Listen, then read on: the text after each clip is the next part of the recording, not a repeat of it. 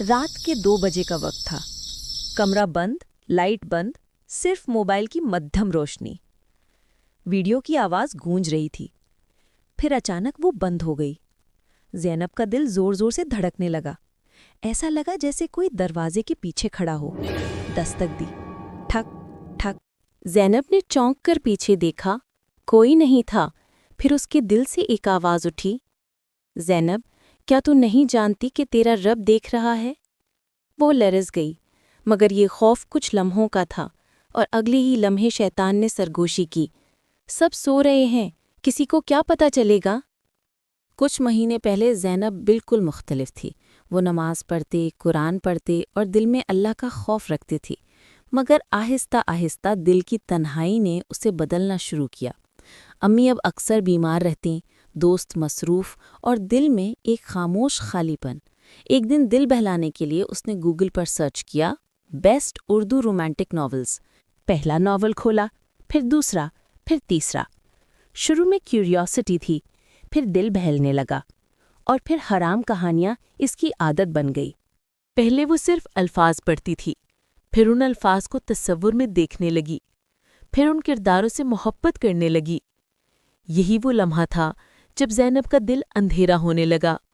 जब कुरान खोलती तो ज़मीर कहता, पहले नॉवेल ख़त्म कर लूँ, फिर पढ़ूंगी। जब अज़ान होती तो मोबाइल की आवाज़ बुलंद हो जाती। एक रात उसने सोचा, मैं कुछ गलत नहीं कर रही, बस पढ़ रही हूँ। लेकिन वो भूल गई, गुनाह सिर्फ हाथों से नहीं, आँखों और ख़यालों से भी होता है। फिर एक दिन वो नॉवेल से आगे बढ़ गई।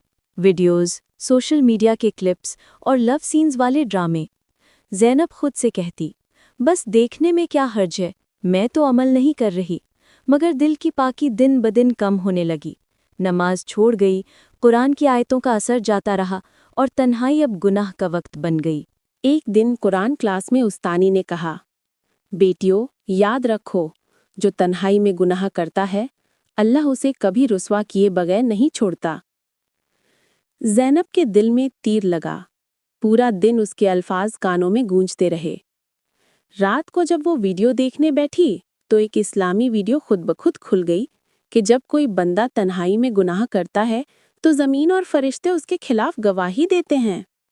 ज़ैनब के हाथ कांप गए। इसने फ़ौरन मोबाइल बंद किया और आंखों से आंसू बहने लगे।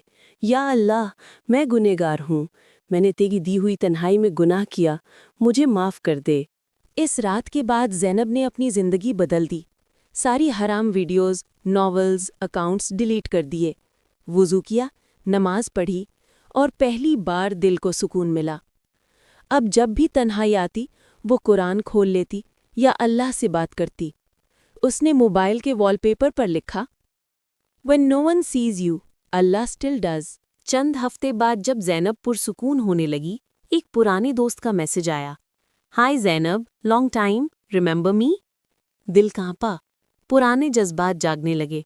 शैतान ने फिर सरगोशी की, बस बात ही तो है, गुनाह नहीं। ज़ैनब ने मुस्कुराकर फ़ोन बंद कर दिया। अब वो समझ चुकी थी, शैतान हमेशा वहाँ आता है जहाँ ईमान कमज़ोर हो। अब वही ज़ैनब कुरान क्लास में लड़कियों को सिखाती है। जब कोई लड़की कहती है, दिल नहीं लगता, अकेलापन लगता है, तो ज़ैनब नरमी से जवाब देती, अकेलापन नहीं, वो अल्लाह की पुकार है। वो चाहता है कि तुम उससे बात करो, ना कि मोबाइल से। तन्हाई कभी खाली नहीं होती, या तो उसमें अल्लाह होता है या शैतान। तुम्हें फैसला करना है कि तुम्हें कौन चाहिए।